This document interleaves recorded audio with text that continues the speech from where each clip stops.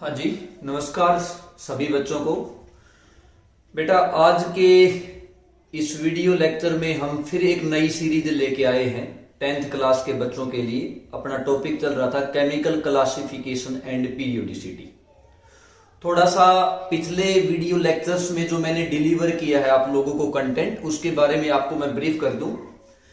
अभी तक जो वीडियो लेक्चर की सीरीज हमने स्टार्ट की है, जो अपनी रनिंग में है, उसमें हम पीरियोडिक क्लासिफिकेशंस के बेसिक कंसेप्ट सीख चुके हैं और मॉडर्न पीरियोडिक टेबल की डेवलपमेंट में जिन जिन साइंटिस्ट ने जो जो कंट्रीब्यूशन दिया उसके बारे में हम डिस्कस कर चुके हैं। पीरियोडिक टेबल के ट्रेंड्स, जिसको हम पीरियोडिसिटी बोलते हैं, एक रेगुलर इंटरवल के बाद कुछ प्रॉपर्टी में एक रिपीटिशन होता है जिसको हम पीरियोडिसिटी बोलते हैं, उसका हम डिस्कशन कर चुके हैं। तो इसी ट्रेंड में अभी तक हम एटॉमिक रेडियाई का ट्रेंड डिस्कस कर चुके हैं। कैसे एटॉमिक रेडियाई पीरियड्स में जाने पर डिक्रीज होता है, उसकी वजह क्या होती है, उसके रीजंस क्या होते हैं, क्योंकि जेड इफेक्टिव धीरे धीरे करके इंक्रीज होता है हर स्टेप पे। जैसे जैसे एटॉमिक नंबर बढ़ता है, नंबर ऑफ प्रोटॉन बढ़ते हैं, न्यूक्लियर चार्ज इंक्रीज होता है, एंड जो अपना इलेक्ट्रॉन ऐड होता है वैलेंस सेल में, वो सेम सेल में ऐड होता चला जाता है, जिसकी वजह से कंटिन्यूसली साइज डिक्रीज होता चला जाता है। ठीक है। एट द लास्ट में जो भी रेस्पेक्टिव पीरियड हैं, उनमें जितनी भी जो भी अपनी नोबल गैस पड़ेगी उसका एटॉमिक रेडियाई सबसे ज्यादा है, क्योंकि नोबल गैस के केस में हम वंडरवाल रेडियाई डिस्कस करते हैं, जिसकी वैल्यू, जिसका मैग्नीट्यूड जो होता है, जिसकी वैल्यू होती है, वो कोवालेंट रेडियाई से ज्यादा होती है। ठीक है। कोवालेंट रेडियाई से, मेटालिक रेडियाई से ज्यादा होती है। ठीक है।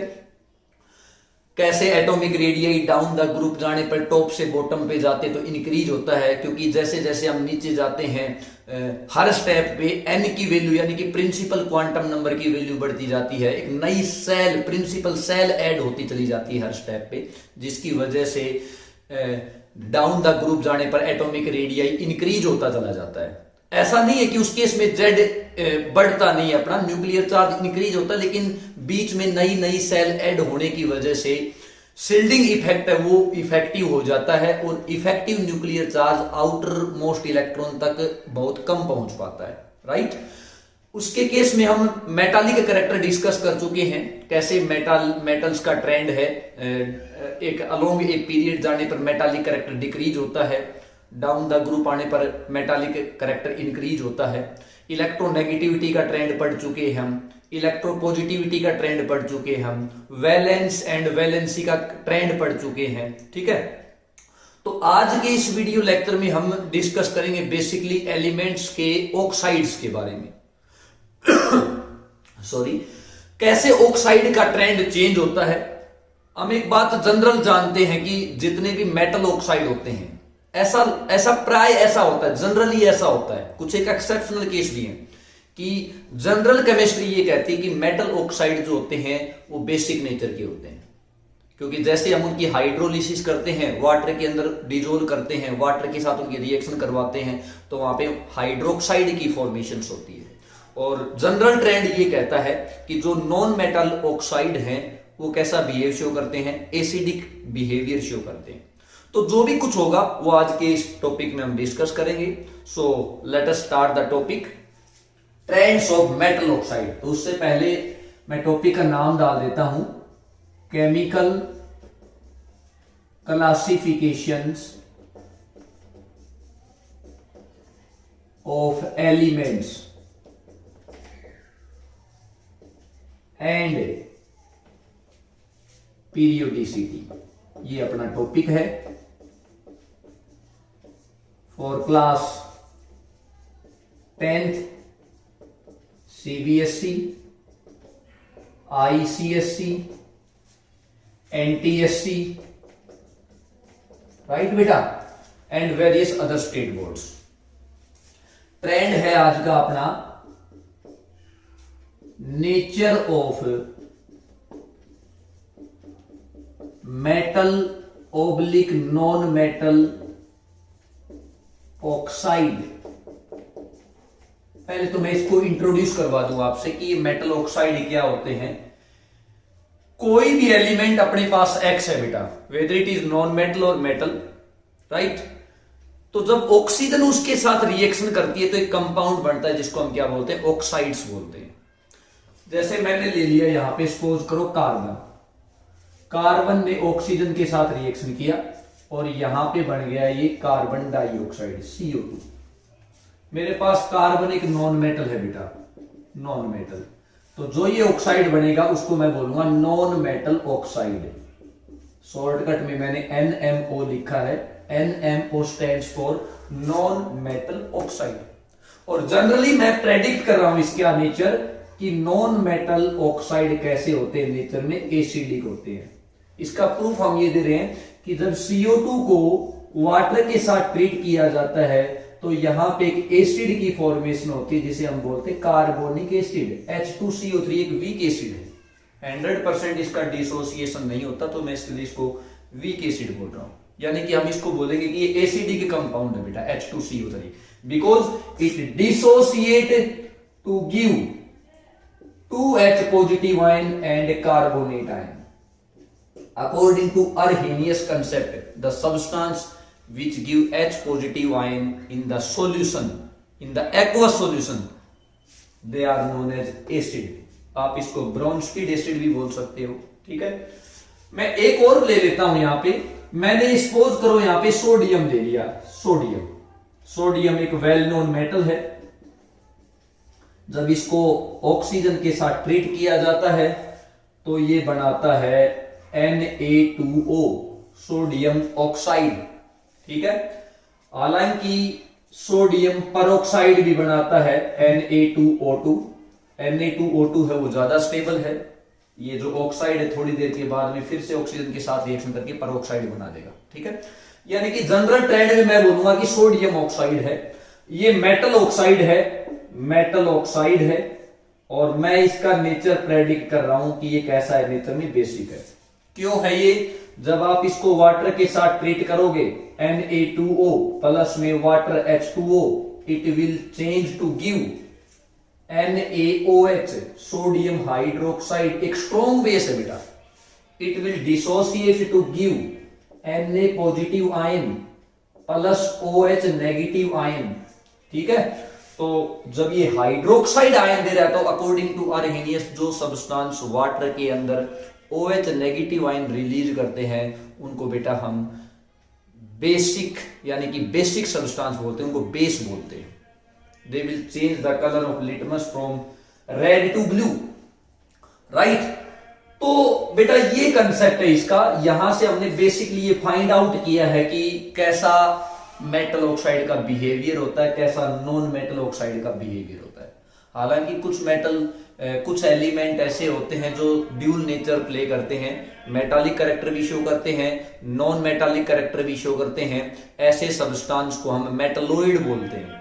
तो जो उनका ऑक्साइड बनेगा वो एसिडिक प्रॉपर्टी भी शो करेगा और बेसिक प्रॉपर्टी भी शो करेगा, राइट।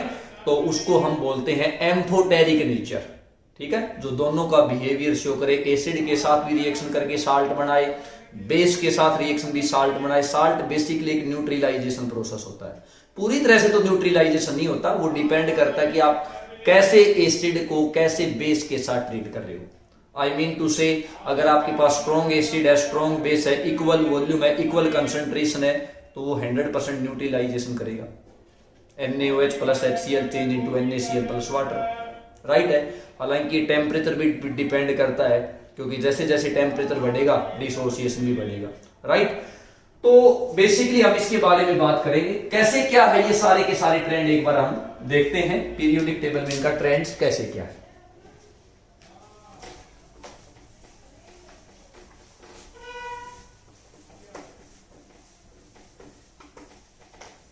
मैं यहां पे ट्रेंड ले लेता हूं,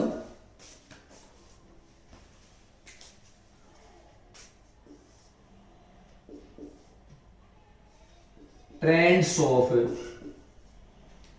oxides along a period, period में जाने पर मैं यहां ले लेता हूं सबसे पहले सेकंड पीरियड का एक मेंबर लिथियम Li, लिथियम जो ऑक्साइड बनाएगा वो Li2O बनाएगा। ये जनरल फार्मूला है इसके ऑक्साइड का, R2O टाइप के ऑक्साइड बनाता है Li2O। Lithium +1 oxide -2, so it will balance by 2 lithium.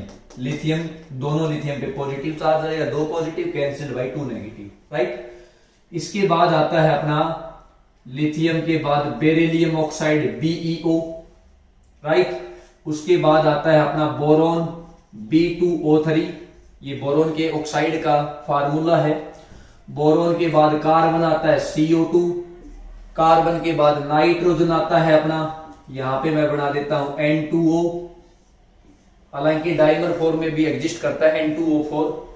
और उसके बाद आ जाएगा अपना, यहां पे एक और लिख देता हूं नाइट्रोजन डाइऑक्साइड भी लिख देता हूं। नाइट्रोजन वैरायटी ऑफ ऑक्साइड बनाता है नाइट्रोजन, ठीक है, N2O या NO2।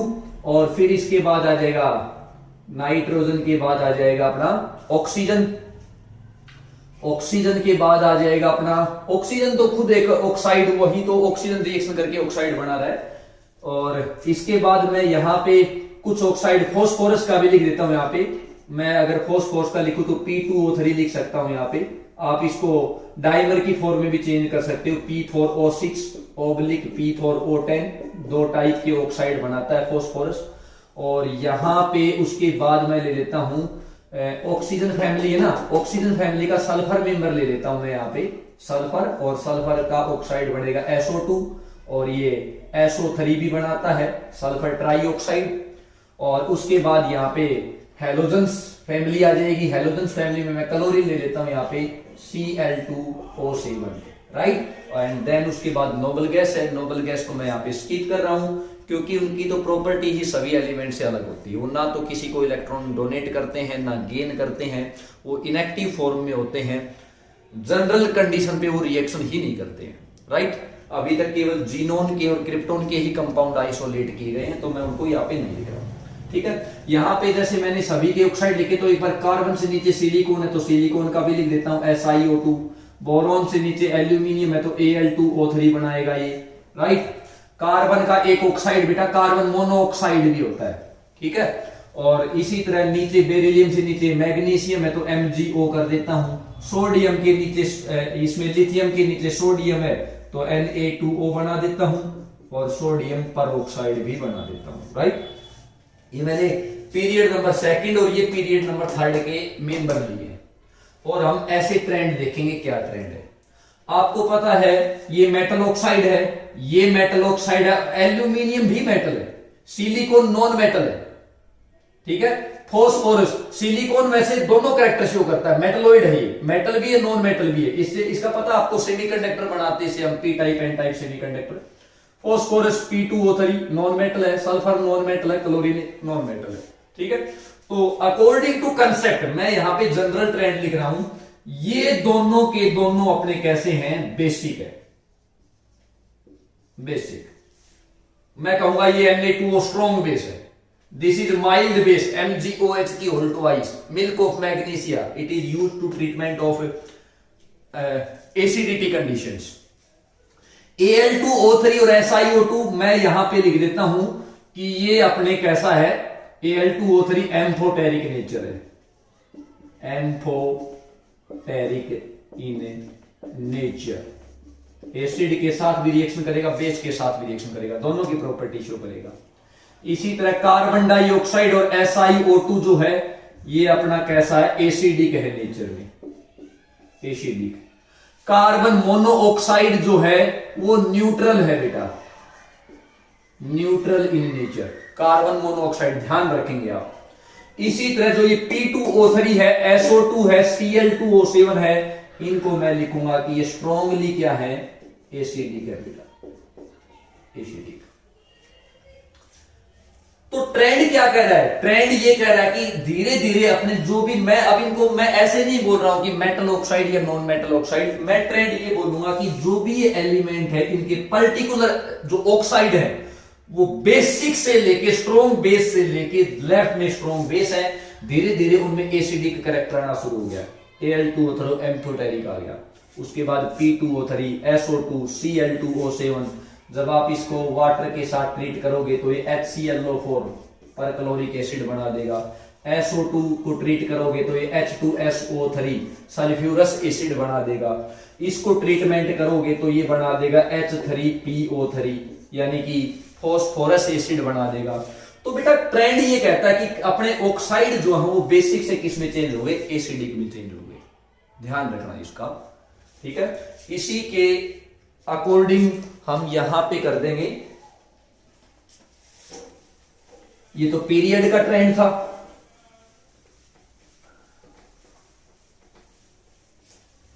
मैं यहां पे लिख देता हूं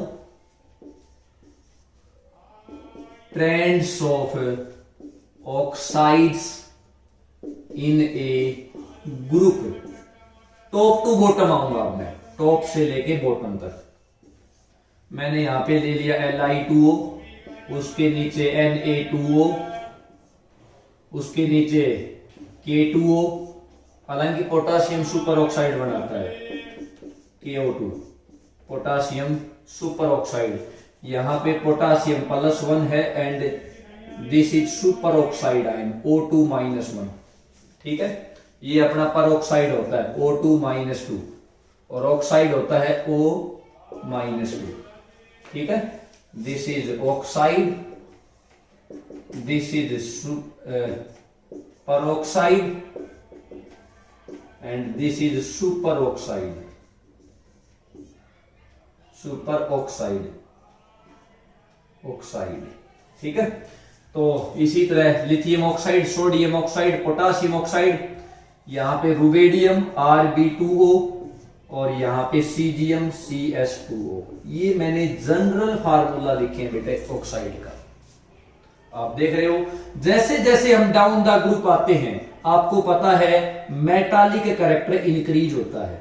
लिथियम से ज्यादा मेटालिक सोडियम है, सोडियम से ज्यादा मेटालिक पोटासियम है, पोटासियम से ज्यादा मेटालिक रुबेडियम है और रुबेडियम से ज्यादा मेटालिक सीजियम है। इनकी इलेक्ट्रोपॉजिटिविटी वैल्यू बढ़ती जाएगी। सारे के सारे हालांकि मेटल ही है, क्योंकि मैंने एल्कली मेटल के एग्जांपल दिए, तो सारे के सारे जो ये ऑक्साइड हैं नेचर में कैसे हैं, नेचर में बेसिक है, लेकिन डाउन द ग्रुप जाने पर मेटालिक कैरेक्टर और भी ज्यादा इंक्रीज हो रहा है।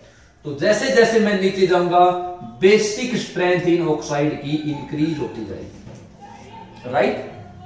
सीजियम का जो ऑक्साइड है वो तो इतना ज्यादा बेसिक होता है कि अगर मैं कंपेयर करूं KOH में और अगर मैं कंपेयर करूं NaOH में, और एक मैं ले लेता हूं यहां पे सीजियम हाइड्रोक्साइड CSOH, मेरे से अगर बेसिक स्ट्रेंथ पूछेगा तो मैं बताऊंगा NaOH से ज्यादा बेसिक KOH है, KOH से ज्यादा बेसिक CSOH है, सीजियम हाइड्रोक्साइड।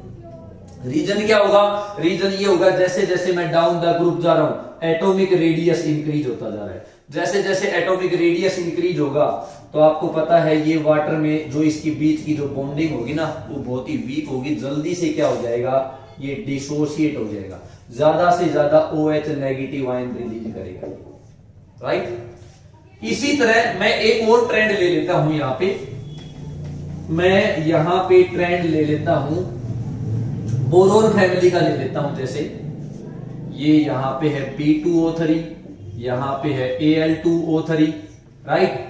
एल्यूमिनियम से नीचे आएगा Ga2O3, गैलियम In2O3 और यहां पे ले लेता हूं मैं Tl2O3 ऑब्लिक Tl2O भी बना देता हूं यहां पे, ठीक है।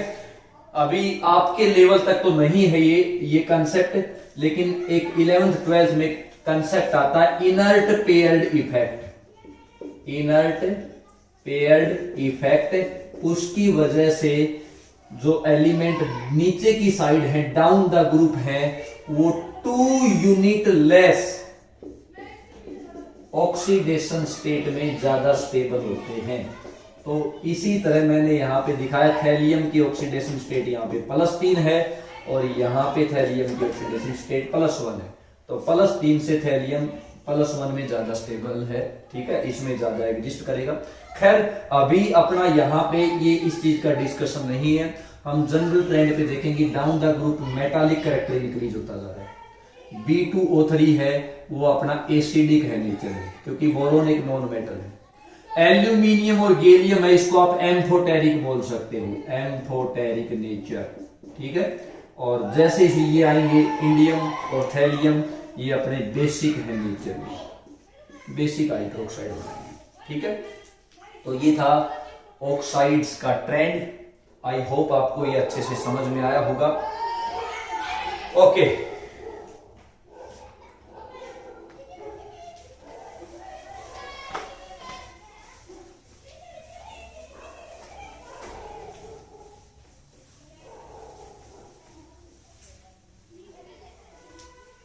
थोड़ा सा मैं रिकैप कर देता हूं यहां पे जो भी ट्रेंड्स हैं सारे के सारे। अलोंग पीरियड, ठीक है, पीरियड कह लो। पहला ट्रेंड मैंने लिया वैलेंस इलेक्ट्रॉन का, दूसरा ट्रेंड मैंने लिया वैलेंसी का, तीसरा ट्रेंड हमने लिया इलेक्ट्रोनेगेटिविटी का, इलेक्ट्रोनेगेटिविटी, ठीक है। चौथा ट्रेंड हमने लिया एटॉमिक रेडियस का, एटॉमिक साइज बोल दो चाहे आप इसको, चाहे रेडियस बोल दो, रेडियस। पांचवा ट्रेंड लिया मैंने मेटालिक कैरेक्टर का, मेटालिक कैरेक्टर का, ठीक है। छठा ट्रेंड मैंने आज लिया नेचर ऑफ ऑक्साइड का, नेचर ऑफ ऑक्साइड का। ये हमने बेसिकली ट्रेंड अभी तक डिस्कस किए। मैं यहां पे लिख देता हूं कैसे क्या होता है ट्रेंड। वैलेंस इलेक्ट्रॉन जो है, जैसे जैसे आप पीरियड के अलोंग जाओगे वैलेंस इलेक्ट्रॉन इंक्रीज करेगा, इंक्रीज, ये इसका ट्रेंड। वैलेंसी पहले इंक्रीज होगी मिडल तक और उसके बाद डिक्रीज होगी। तो मैं यहां पे लिख देता हूं first increase then decrease, decrease.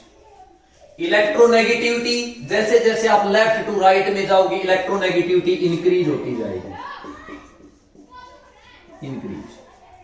उसके बाद एटॉमिक साइज है, एटॉमिक साइज डिक्रीज होता जाएगा, डिक्रीज। लेफ्ट वाले एलिमेंट वो ज्यादा बड़े हैं पूरी पीरियोडिक टेबल में। मेटालिक कैरेक्टर डिक्रीज होता जाएगा, यानी कि जब ये कैरेक्टर डिक्रीज हो रहा है तो मैं बोलूंगा नॉन मेटालिक कैरेक्टर इंक्रीज होता जा रहा है। यहां ब्रैकेट में लिख देता हूं नॉन मेटालिक कैरेक्टर इंक्रीज हो रहा है, ठीक है। एक कैरेक्टर डिक्रीज हो रहा है तो दूसरा उसके अपोजिट वाला इंक्रीज हो जाएगा, ये अंडरस्टूड है।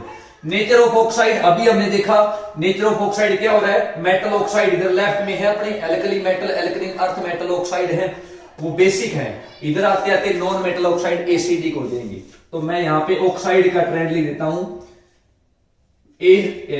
Basic to acidic. ये अपना एक रिकैप है इन सभी प्रॉपर्टी का अलोंग ए पीरियड, ठीक है। अब इसको ग्रुप के अकॉर्डिंग अगर हम देखें, मैं यहां पे इनको ऐसे ही रहने देता हूं, यहां पे कर देता हूं चेंज और यहां पे कर देता हूं, यहां पे लिख देता हूं मैं along group top to bottom, ठीक है, TB top to bottom. Valence electron same रहेंगे, वैलेंसी सेम रहेगी, सेम रहेगी वैलेंसी, क्योंकि ग्रुप में तो वही एलिमेंट है ना, same to same.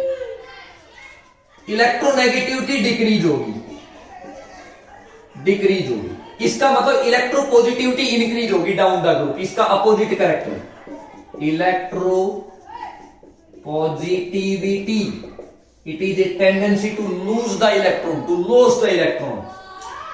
Electro positivity increase होगी, एटॉमिक साइज इंक्रीज होगा, इंक्रीज होगा, मेटालिक कैरेक्टर इंक्रीज होगा ग्रुप में जाने पर। नेचर ऑफ ऑक्साइड एसिडिक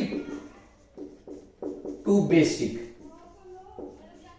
और जो ऑलरेडी मान लो बेसिक है, जैसे भाई LiOH की बात अगर मैं करूं तो वो तो ऑलरेडी बेसिक है, तो उसमें क्या देगा, तो उसमें मैं बोलूंगा बेसिक टू स्ट्रॉन्ग बेसिक। ठीक है, जो ऑलरेडी एसिडिक होगा तो ग्रुप में क्या होगा, एसिड से बेस में चेंज हो जाएगा। एंड लेफ्ट टू राइट में, जैसे आप मान लो एग्जांपल कंपेयर करना चाहो, मैं ले लेता हूं NO2, मैं ले लेता हूं SO2, और इसके बाद मैं ले लेता हूं मान लो Cl2O7। ये तो तीनों के तीनों एसिडिक है, तो मैं कहूंगा कि इससे ज्यादा एसिडिक ये है, इससे ज्यादा एसिडिक ये, क्योंकि लेफ्ट टू राइट जाने पर एसिडिक कैरेक्टर बढ़ता है ऑक्साइड्स का। ठीक है, इससे पिछले वाले में मैं बता चुका हूं। तो ये इसका ओवरऑल एक रिव्यू था, एक रिकैप था ट्रेंड्स का। ठीक है, आई होप आपको ये समझ में आया होगा सारा का सारा।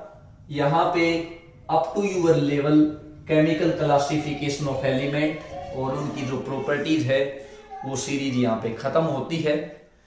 तो आई होप आपको ये जनरल कैरेक्टर सारे के सारे समझ में आए होंगे। ठीक है, इसमें थोड़ा सा एक इंट्रोडक्शन आपको NTSC लेवल का एक टॉपिक और ऐड कर देता हूं मैं यहाँ पे।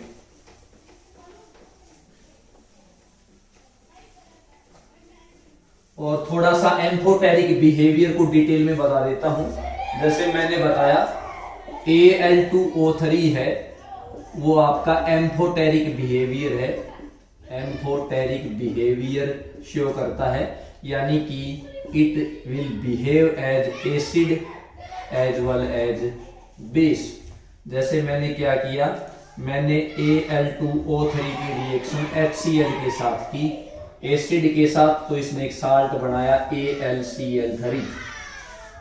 मैंने Al2O3 की रिएक्शन बेस के साथ की NaOH के साथ, तो इसने एक कंपाउंड बनाया NaAlOH4, एक कोऑर्डिनेशन कंपाउंड बनाता है, कॉम्प्लेक्स कंपाउंड बनाता है।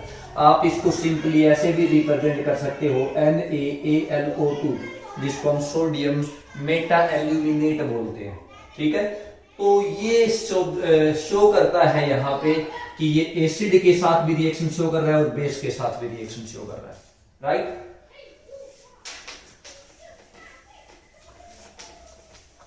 मैं एक टॉपिक और इंक्लूड कर रहा था इसमें थोड़ा सा, आयोनाइजेशन एनर्जी का। आयोनाइजेशन एनर्जी का, आयोनाइजेशन एनर्जी बेसिकली क्या होती है, जैसा कि नाम से इंडिकेट हो रहा है, कोई भी एलिमेंट है, कोई भी एटम है अपना, उसको आयन में चेंज करने के लिए जो एनर्जी होती है वो आयोनाइजेशन एनर्जी है। सपोज करो मेरे पास कोई एलिमेंट X है, इसने क्या किया, कोई इलेक्ट्रॉन लॉस किया, मान लो N इलेक्ट्रॉन लॉस कर दिया, तो मैंने इसके ऊपर N पॉजिटिव चार्ज कर दिया और यहां पे लॉस करवा दिए N इलेक्ट्रॉन। तो आपको एक बेसिक कंसेप्ट समझना पड़ेगा कि अपना जो न्यूक्लियस है और बाहर अपना इलेक्ट्रॉन रिवॉल्व कर रहा है अकॉर्डिंग टू बोर मॉडल, तो यहाँ पे इलेक्ट्रॉन के ऊपर नेगेटिव चार्ज है, यहाँ पे प्रोटॉन पड़े हुए हैं तो पॉजिटिव चार्ज। इनके बीच में क्या है, एक न्यूक्लियर फोर्स ऑफ अट्रैक्शन है, एक strong electrostatic force of attraction है यहाँ पे। ठीक है, तो इस इलेक्ट्रोस्टैटिक फोर्स ऑफ अट्रैक्शन की वजह से ये इलेक्ट्रॉन है, ये इसके न्यूक्लियस के तरफ क्या है, अट्रैक्टेड है। अगर इस इलेक्ट्रॉन को मैं बाहर निकालना चाहता हूं तो ये अपने आप बाहर नहीं निकलेगा, इसके लिए we have to require some amount of energy. जो अमाउंट ऑफ एनर्जी इस फोर्स ऑफ अट्रैक्शन को कम कर देगी, और जैसे ये फोर्स ऑफ अट्रैक्शन कम हो जाएगा, ये इलेक्ट्रॉन यहां से क्या हो जाएगा, बाहर इजैकुलेट आउट हो जाएगा, और रिजल्टेंट एटम अब अपना एटम नहीं रहेगा, वो किस में चेंज हो चुका, एक कैटायन में चेंज हो चुका। That amount of energy that is needed to remove the outermost electron from a gaseous isolated atom is known as ionization energy। ठीक है, मैं यहां पे लिख देता हूं, amount of energy which is required to remove the outermost loosely bound electron from a gaseous isolated atom is called ionization energy। एक electron निकालोगे, पहली बात तो इलेक्ट्रॉन है कभी भी बल्क में नहीं निकलेगा, एक एक करके निकलेगा इलेक्ट्रॉन। आप जैसे लिखते हो Al+3 आयन, तो ऐसा नहीं है कि एकदम से 3 इलेक्ट्रॉन बल्क में निकल गए अपने, पहले एक एक करके इलेक्ट्रॉन निकलेंगे। पहला इलेक्ट्रॉन निकालूंगा उसके लिए Ie फर्स्ट देनी पड़ेगी, दूसरा इलेक्ट्रॉन निकालूंगा Ie सेकंड देनी पड़ेगी, और तीसरा इलेक्ट्रॉन निकालूंगा Ie थर्ड देनी पड़ेगी, Ie third, and so on. The value of Ie second is greater than Ie first, and the value of Ie three is greater than Ie two and Ie first। और इन सभी का सम जो कहलाएगा Ie first plus Ie second plus Ie three, उसको हम बोलते हैं successive ionisation energy. Successive ionisation energy, जिसकी वैल्यू बहुत ज्यादा हो जाएगी। तो इसका ट्रेंड क्या बनेगा? इसका ट्रेंड ये बन जाएगा, जैसे जैसे एटम का साइज बढ़ेगा, एक तो छोटा एटम है, तो छोटे एटम में तो आपको पता है वैलेंस इलेक्ट्रॉन न्यूक्लियस के बिल्कुल नजदीक रहेगा, उस इलेक्ट्रॉन को निकालने के लिए बहुत ज्यादा एनर्जी की रिक्वायरमेंट होगी, तो वहां पे आयोनाइजेशन एनर्जी की वैल्यू ज्यादा होगी।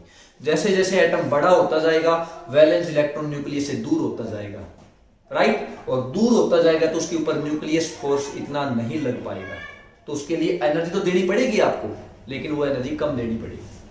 ठीक है, तो मैं ऐसे लिख देता हूं एक general trend, ionisation energy is inversely proportional to atomic radius.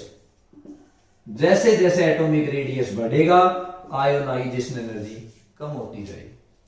ठीक है, तो इसको आप जनरल ट्रेंड में इंक्लूड कर सकते हो कि जब आप लेफ्ट टू राइट जाते हो अलोंग ए पीरियड, ठीक है, तो आयोनाइजेशन एनर्जी की वैल्यू क्या होती है? इंक्रीज होती है। क्यों होती है? क्योंकि रेडियस डिक्रीज होता है, क्योंकि जेड इफेक्टिव इंक्रीज होता है। जितना ज्यादा जेड इफेक्टिव होगा, इसका मतलब इलेक्ट्रॉन न्यूक्लियस के प्रति अट्रैक्टेड है, उसको निकालने के लिए आपको ज्यादा अमाउंट ऑफ आयोनाइजेशन एनर्जी देनी पड़ेगी।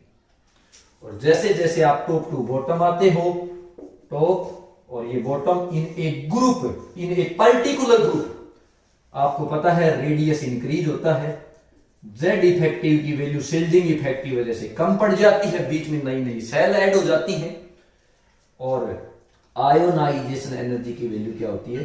डिक्रीज हो जाती है। ये था भाई ओवरऑल अबाउट आयोनाइजेशन एनर्जी, और आज के लिए इतना ही। आई होप आपको टॉपिक समझ में आया होगा पूरा का पूरा।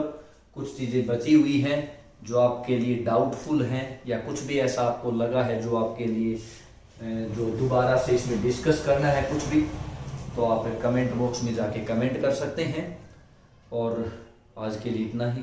Thank you, have a good day.